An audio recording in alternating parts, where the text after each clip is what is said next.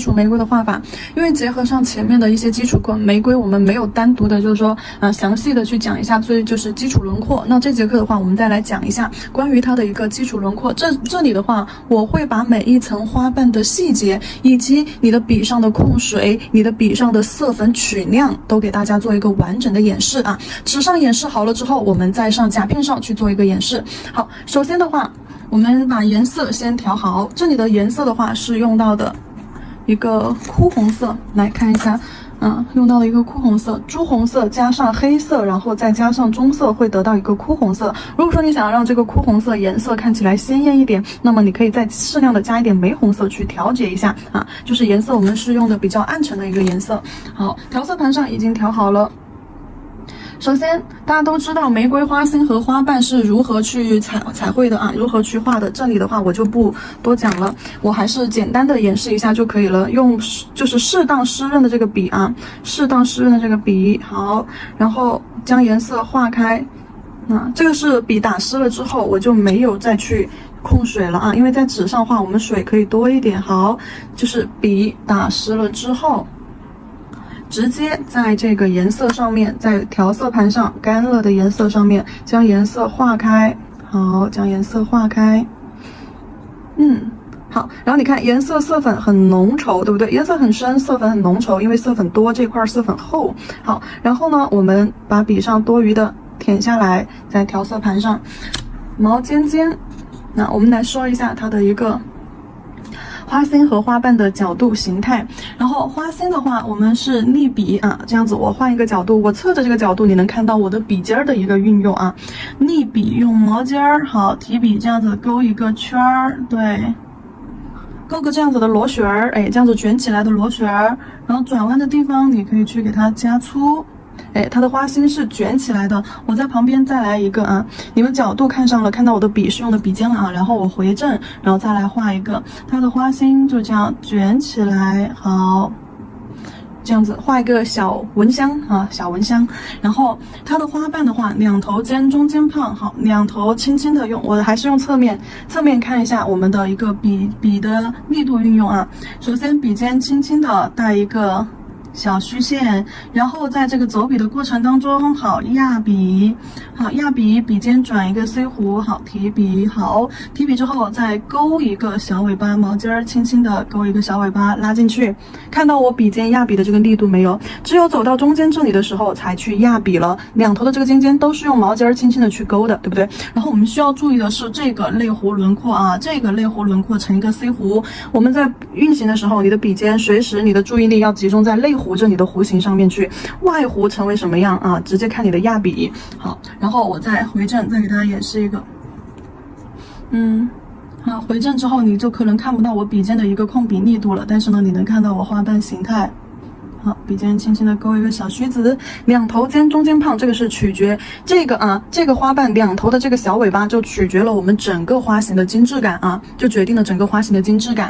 然后不管你从哪个角度都是一样的，不管从哪个角度笔法都是一样的。好，轻轻勾虚线，压笔推 C 弧，好，然后呢再给它勾一个小尾巴拉出来，然后侧面的也是一样的，你可以先勾一个小尾巴啊，先勾一个小尾巴，然后呢你再把它的花心接着这个小尾巴在中间压笔，好，然后提笔勾过去，好，勾个小尾巴过来。那不管哪个角度你去画花瓣的画法就是这样子的。然后我要再说一下就是细节啊，这里，然后我说一下细节，就是它的花瓣的话是从花心花心颜色是什么呢？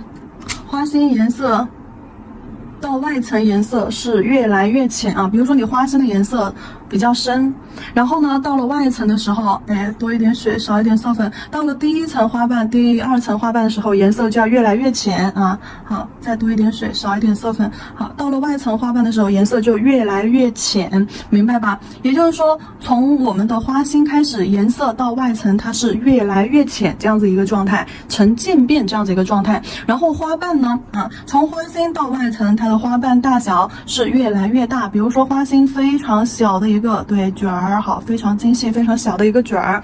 然后呢，我们的花瓣，等一下啊，好，我们的花瓣，第一层花瓣可能画这么大，好，然后第2层花瓣就要开始，压笔就要狠一点的，压笔的力度决定了你花瓣的一个大小啊，然后压笔力度大一点，对，压下去，好，然后花瓣就看着是不是要胖一点。这里的话意思就是花心到外层花瓣颜色越来越浅，花瓣越来越大，能明白吧？它这个大不是说你花瓣得画多长啊，而是这个花瓣的整体这个宽度啊，这个三角尖儿这个地方花瓣的这个状态要散开来。然后呢，还有一个是什么？就是从花心到花瓣外层越来越松散，你的花心一定要画的紧凑一些啊，紧凑一些。好，然后现在我们来画一个完整的花型。首先笔在杯子里面涮洗干净，好，笔在杯子里面涮洗干净，杯边舔一下笔毛上面多余的水，好，舔2下就可以了。然后呢，拿到一边去，好，手上面试一下湿度，同时呢，也是把没有舔干净的水在皮肤上面这样子划了一下，好，然后呢，我们取色粉浓厚的地方，取色粉浓厚的地方。好，笔尖取上 ，OK， 然后定好它的花心，定好花心，好，画一个小卷儿，画一个小卷儿，看很小，就很精致，并不是画的一定要就说很大呀这种啊，是画的很小的，玫瑰要精致一点。好，然后呢，花心画好之后，笔上现在还有颜色啊，还有颜色，而且还很浓。那么我们就直接在这个花心的小尾巴这个地方，花心小尾巴这个地方，好，画第一个花瓣，小一点啊，好，把它包个1/3就好了。好，画一个花瓣，小一点，两头的这个小尾巴，你看。好，包个一半，1/3就差不多了，小一点。然后第二个花瓣，紧接着在这个花瓣，在前一个花瓣这个小尾巴这里啊，在这个小尾巴这里起笔，留一点缝隙，你肯定不要把它给它全部就是说叠在一起了，全部交融在一起了，这样看起来就没有它的什么花瓣就不够干净，就不够清晰了。好，在这个位置。拿小尾巴好，然后花瓣最宽的地方在前一个花瓣的小尾巴尖尖，前一个花瓣是第一个花瓣在这儿，小尾巴尖尖收在这儿，对不对？好，那么我们第二个花瓣最宽的地方就在前一个花瓣小尾巴尖这儿，能理解我意思吧？在这儿对准的是这个花瓣最宽的地方，这样子玫瑰的花瓣出来才有包裹感，叠压感。明白吗？然后每一笔，你看花心和花瓣之间我都留了很精细的缝隙，都留了缝，留了白的，这样子它看起来就是说才会又紧凑当中又带着一丝就是那种，就是轮廓，缝隙就精致感。你全部都画成了一坨，连成了一坨，那它就是我们另外一种画法了啊，另外一种比较抽象的写意的画法了。我们这里讲的是基础玫瑰，所以说摆位啊这些还是要注意一下的。练基础练完了之后，你再去走写意，它就会更好一些。好，然后小尾巴勾出来。然后第3个花瓣就在上方啊，一左一右嘛。第3个花瓣就在上方，把这前2个花瓣的这个小尾巴啊，前2个花瓣这个小尾巴稍微给它包裹一下。好，笔尖轻轻勾小尾巴，好，中间压笔，看到没有？花瓣最宽的位置对准的是哪里？是2个，就前个花瓣的尖尖那里，小尾巴尖儿的里。好，然后这里的话，因为这一半我刚刚笔尖去碰了一下水，因为笔有点干了，我在讲话的时候笔有点干了。然后这一半我在第3半我在画的时候，笔尖轻轻去碰了一下杯子里面的水，就这样。因为毛尖有点干，就这样轻轻碰了一下，好，拿起来，这个时候笔又重新湿润了，同时我们的水又把笔尖的颜色稀释掉了，所以说你看到我画出来的这一半是不是颜色就要浅一点？也就是说从第3半开始颜色就要开始变浅了，明白吧？然后第1层花瓣已经结束，然后第2层花瓣，第1层花瓣是几瓣？第1层花瓣是3瓣，对不对？好，第2层的花瓣的话，我们画5瓣。好，第2层花瓣画5瓣，然后呢，第2层花瓣是不是颜色要越来越浅，而且的话要越画越大了啊？那么第2层花瓣我们还能像刚刚那样子去取色吗？肯定就不行了。所以说第2层我们继续把笔打湿，清水里面涮洗一下。好，清水里面涮洗一下。第2层花瓣的取色有讲究了啊，有讲究了。好，杯子边上过一下水，好，然后皮肤上再过一下大水珠 ，OK。然后第2层的花瓣颜色如何去取？毛尖尖啊，抬起来看，色粉厚的地方，毛尖尖去取色粉，就不再像前面一样直接笔尖笔腹直接就是在颜色里面这样吸满就行啊，不是了，这次我们是毛尖尖去取色。好，毛尖尖取色，然后画第2层花瓣。好，记住每一个花瓣在前一个花瓣的小尾巴那里，对不对？好，刚刚最后一个花瓣是这一步，第3个花瓣，小尾巴在这儿，小尾巴尖儿在这儿。那么我们就是花瓣，就第2层的第1个花瓣，就从这个位置起笔。卡痰了，好，然后从这个位置起笔，然后压笔，对，把笔压下去，好，压笔侧推，可以这样多扒拉几下，把它颜色压开，好，然后提笔勾尖儿，小尾巴收过去，好，看到没有？这个花瓣不但颜色变浅了，而且它还带了一种渐变效果，对不对？你看这边的颜色深一些，然后慢慢的往这边走，颜色就开始变浅了。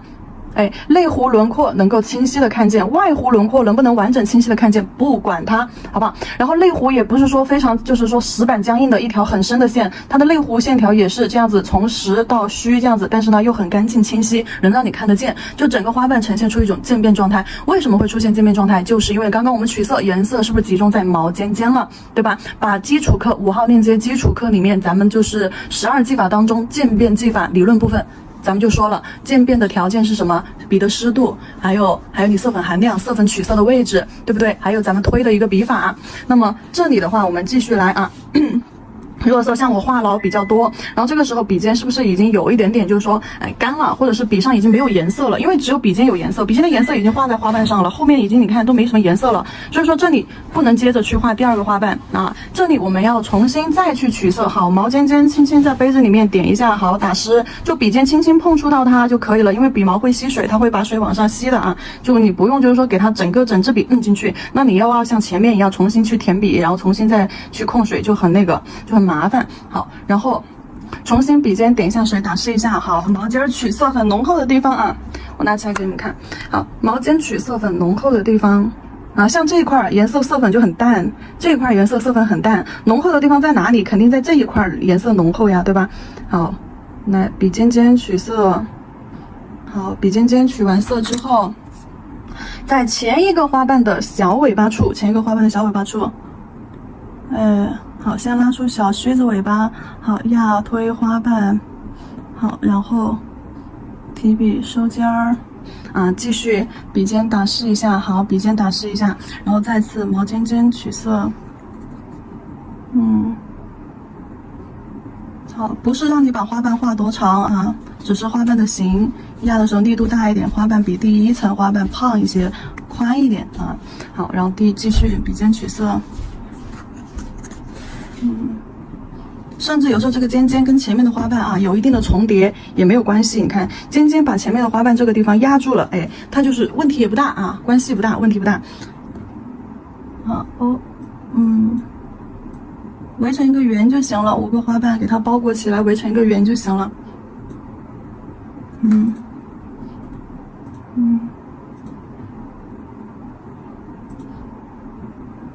你看笔太干的话，颜色就推不开的。如果说笔太干了，颜色是推不开的啊。它推出来之后，你看一下，就颜色干巴巴的。这个时候笔，因为刚刚笔没有去蘸水，好，继续给它化开就行了，问题不大。收过来，那5个花瓣，然后把它整个花型就画出来了。颜色从花心到外层花瓣，颜色是越来越浅啊，越来越浅。然后最后一层5个花瓣就刚好给它分完，哎，刚好给它包完。它整个花型的话，那除了花心这里卷起来的，那第1个花瓣给它包裹住这个尖尖这儿，左下方，然后右下方包第2个位置，好，右下方包第2个位置，然后第3个位置在上方把前2个花瓣的尖尖瓣包裹住，好，然后到外层的时候，那么你就合理的给它分配5个，对吧？啊，就跟着尖尖走，第1个好，第2个。哎，好，第3个好，3个就要把下方全部包完，上面就留2个就可以了。好，2个，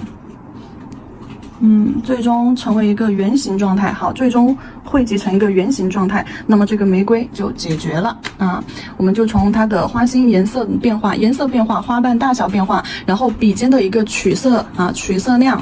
以及它的一个湿度控制变化，好，然后就画完这个基础花型，然后呢，你把就是我们的一些技法给它叠加上，比如说，我们是不是常见的就是一个叠色技法，画水圈，最多5个花瓣啊。如果说你画出来之后形不圆是歪的，哪边缺啊？就比如说它缺这儿缺一半啊，它是整个是成个椭圆形的，这一块缺，你感觉它形状不圆，那你就在这一块再补一半也行啊。或者是它左边缺，这里看着整个形状是一个椭圆形的，这边感觉缺了一块花瓣，你再给它补上也行。最终的5个尽量围成圆。那如果说它不够圆，不是成圆形的啊，那么你就再给它补上就可以了啊。然后画出来之后，花瓣就边缘不要太工整，因为花瓣带这个轮廓，所以说它的边缘是不规则的啊，呈现不规则的一个轮廓，近圆形啊，近圆形，并不是说完全你得给花瓣画成一个圆儿。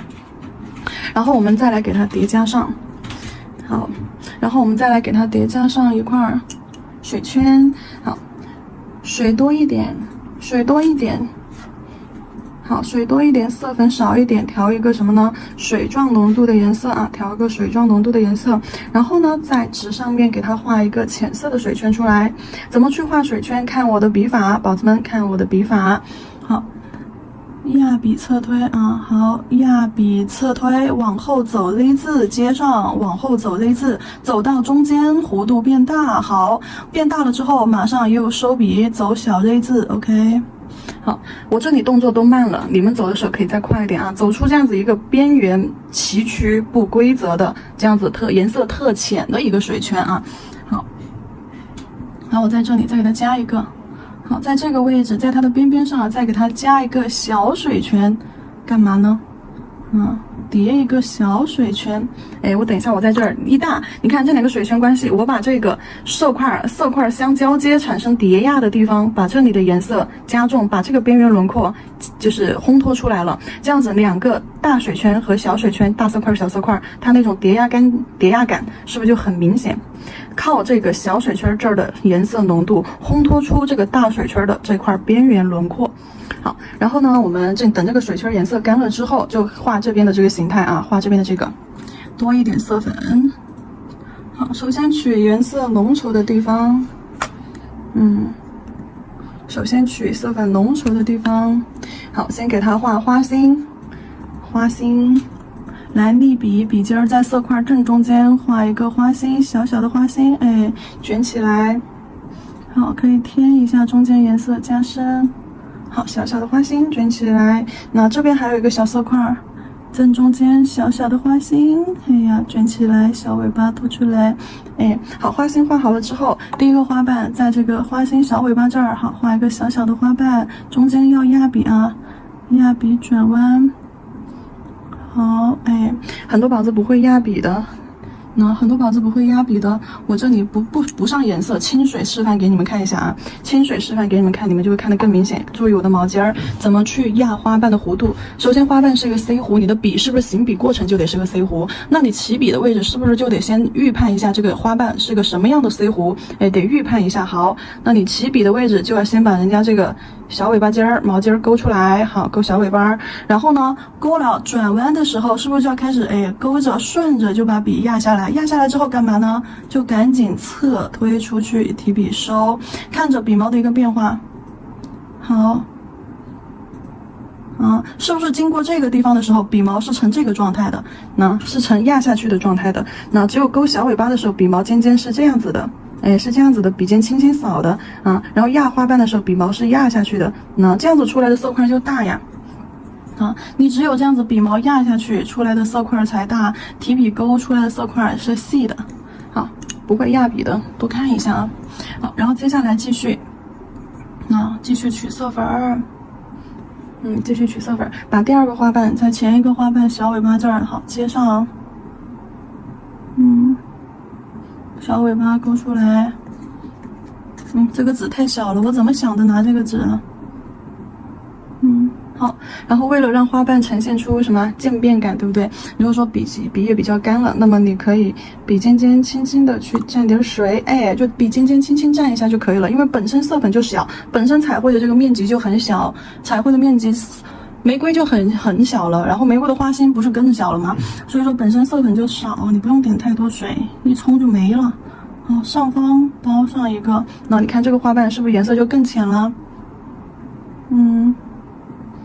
好，这里的话你就浅包一下，因为这里靠近水圈边缘了，你就大概走一下形就可以了。好，然后再到外层的时候，笔尖继续啊，笔尖在水里再次去打湿，笔尖在水里再次打湿，洗一下笔，把上面的颜色洗掉。洗掉之后，毛尖尖取色画外层啊，画第二层花瓣。毛尖尖取色粉画第二层花瓣。第二层花瓣是要呈现出渐变效果，然后你要看距离水圈的位置还有多少，水圈位置还宽，好，那么你就正常的去画就行了。第二层花瓣画完了之后，距离水圈还要留位置的啊，就第二层的花瓣外形轮廓不用去管它，外形轮廓不用清晰，只要类弧轮廓出来了就好了。然后距离外层的水圈留一定的位置，也就是说，其实这个花它是有3层。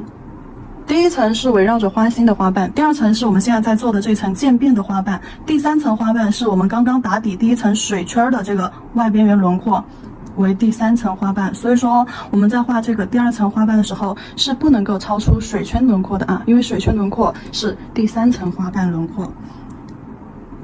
也就是说你的第2层这个花瓣，我们现在在画的这层花瓣不能够颜色比你的水圈的颜色还要浅，要不然就违背了颜色越到外层越浅的这个原理了。好，你看，然后到了上方空间不够的时候，你花瓣就不要画太大啊，空间不够，花瓣就不要画太大。你也可以从这边往这边拉，只要侧推，压笔侧推，因为本身颜色不多，所以你侧推很好就侧开，如果说你看，如果说位置画不下了，一定得去硬画吗？不是的。位置画不下了，不一定得去硬画，你勾一个线就带过了，那勾一根线就带过的事儿。好，然后下方的呢，下方的本身距离水圈轮廓就很近了，所以说赶紧勾2根线或者画一个小轮廓带过就好了。好就可以了。然后这个玫瑰款。从花心到花瓣外层呈现渐变状态，然后花瓣从花心到外层越画越大，然后花心到外层颜色越来越浅，就这样就给它画好了。如果说你觉得颜色不够，你还可以去添取色粉浓稠的地方啊，再取浓厚的颜色，然后你再去把它的花瓣类弧勾勒一下，对，勾一半啊，勾一半尖儿。对，轻轻的勾一下类弧，勾一半尖，并不是让你把整个花心勾了。你看这样勾了一下，它花心好像更深了，对不对？好，然后你再去轻轻的毛尖勾带一下外层的这个花瓣轮廓，勾了一下，然后它的花型是不是又更加的立体了？勾不勾都可以啊。如果说本身型就已经很 OK 了，你不去勾也 OK 的。然后你再给它加上一些叶子，好，棕绿色，棕色加绿色加黑色。棕绿色画一下它的叶子啊，叶子小巧一点，精致一点，2个花产生叠压的这个地方啊，这个地方一个大的叶子，一个小的叶子，叶子的画法在基础课啊，叶子的画法与组合当中有讲到啊，呈外八形式，一个往左偏，一个往右偏，一个大一个小，叶子形态2头尖中间胖，只要你推啊，只要你侧推出来一个色块，好，再拉一个尖尖2头，好，这样子叶子形态就出来了。然后除了说这个位置去画叶子，然后呢上下大花朵前面，呈菱形色块，2头带尖儿啊，好，一个大色块，一个小色块。好，然后你再给它加上一点，就说藤条啊、枝干啊这些，叶子画好了，加一点藤条、枝干。那枝干的话，肯定带一点弧度，从外往内拉，从外往内拉，你要确定线条的长度，带一点弧度，一长一短，好，最后聚拢，就这样子给它勾一点就可以了啊。好，两侧不用勾，上下勾。上下勾的原因是因为我们甲片上这个构图一般的话，因为甲片一般我们可能会比较长。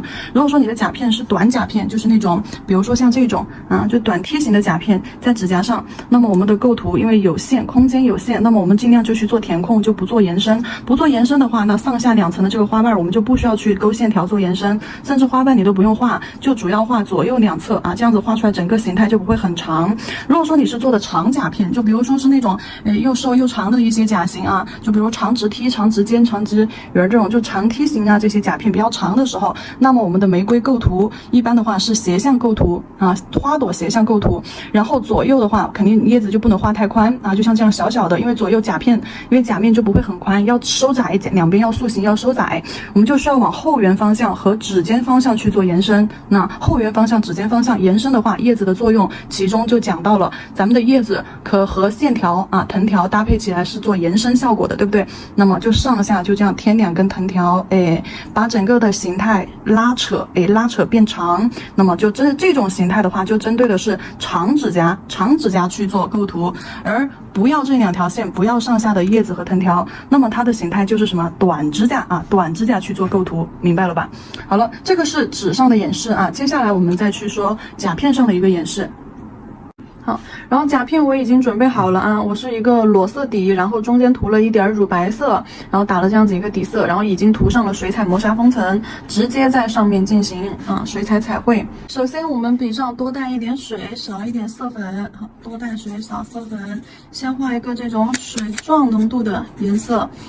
甲片上和纸上的控水就不一样了啊，甲片上的控水要少一点，纸上我们只需要填两下笔毛，对不对？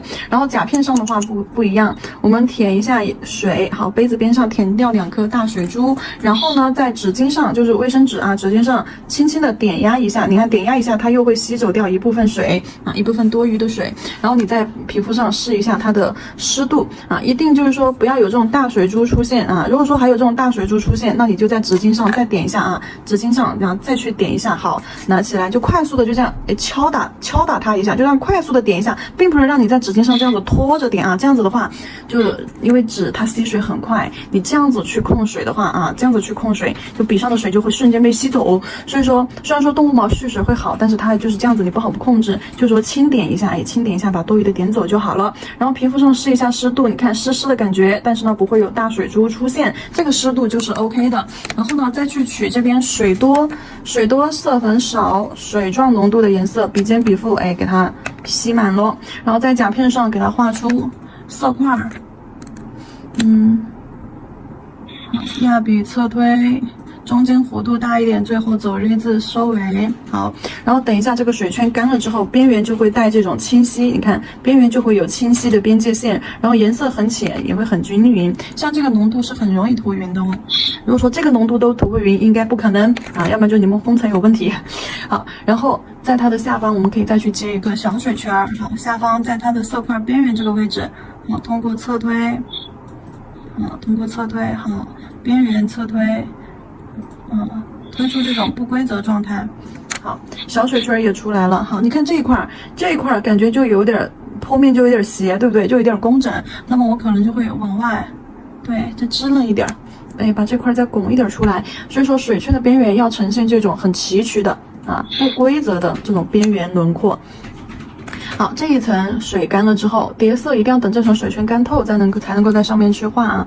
然后笔上面取色粉浓厚的地方，好，笔尖上取色粉浓厚的地方，画出它的花心，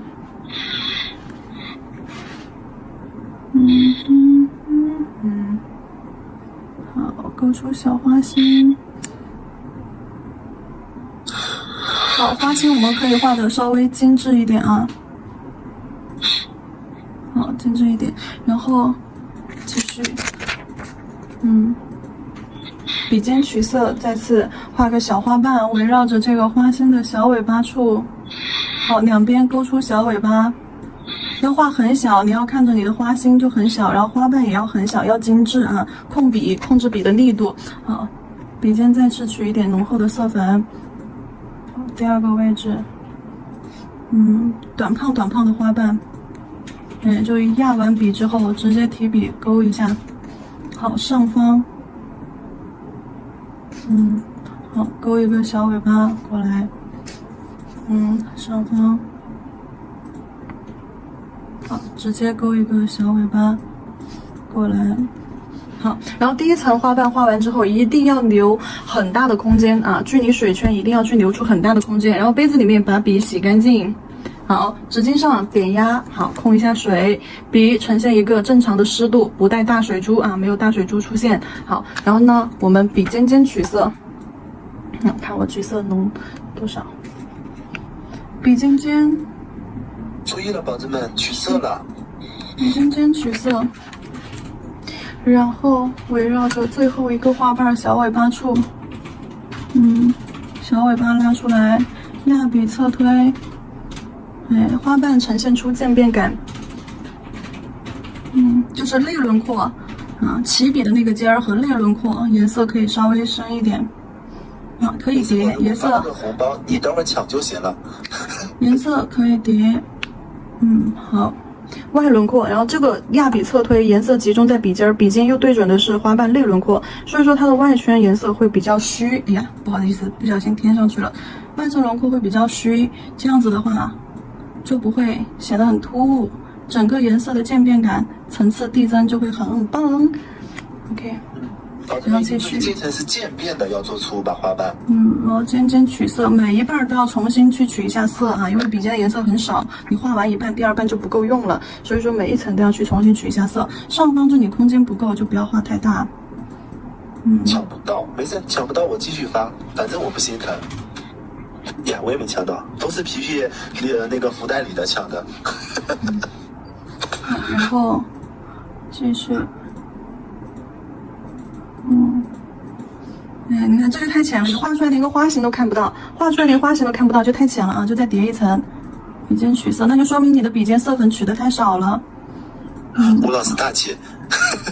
一看你们就不经常参与皮皮老师的福袋，我都攒了60个那个叫什么抖币吗？还是叫什么？然后因为下面的这个花朵轮廓比较小啊，所以说我在画的时候，我就只画了3个花瓣把它包围，就没有去一定要排5瓣，外层不一定得5瓣，你根据大小来啊，排4瓣也行，排3瓣也行啊，甚至你觉得哪里缺一瓣，你再挤一瓣进去也行啊，只要它最后的轮廓出来，是圆的。然后呢，距离外层水圈，你看外层水圈是不是还有一层轮廓？那你看这里外层水圈，就第一层的那个水圈都还有一层轮廓。那外层就是第一层我们画的那个水圈轮廓，就相当于是整个玫瑰的第3层花瓣轮廓了。你看刚刚的那层画完了之后，那呈现出来的这种渐变感，从花心颜色慢慢的往外层，颜色慢慢的变浅过渡啊，然后每个花瓣的轮廓又很清晰，每一笔的轮廓又很清晰，好，这样就 OK 了。而且就是说，我们这样子画出来，就感觉它又蓬松，很蓬松，然后呢又很松散，又开得很漂亮，就这种感觉不会很僵硬、很死板。你再把叶子给它配上，好看，这个确实很好看。再把叶子给它配上。这个跟揉边出来的感觉完全不同。好，这个把叶子给它配上，配在2侧这个角落。好，勾2个尖尖儿出来。我刚刚说了，像这种甲片啊，像这种甲片，我们就不需要去做延伸，把填空做好就可以了。皮皮老师，我想要你亲自打包的笔。我在录课。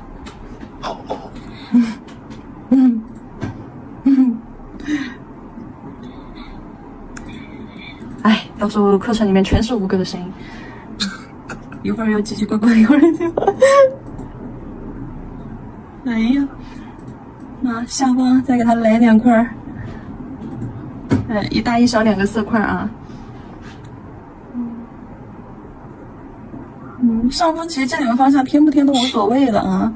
我觉得你就主要集中添左右的都挺好的。当然这个4个方位添出来了之后，它整个轮廓就满一些嘛，整个甲片轮廓会满当当的。然后呢，你再给它底胶封层啊，先上一层仿效底胶，然后呢再给它上一层封层。封层你可以做成磨砂的，也可以做成亮面的啊，根据自己的喜好来。我封完层，我就假装我涂了底胶了啊，我这里就节省一个步骤，快一点。然后底胶照灯30秒之后，我们来给它涂上封层，看一下最终出来的效果。如果想要颜色立体清晰一点，就涂亮光；如果说想要整个画面质感强一点，那就涂磨砂。磨砂是看不到细节的啊，亮光才能看到水彩的细节。好了，你看一下漂不漂亮？整个款式结束了，赶紧动手做起来。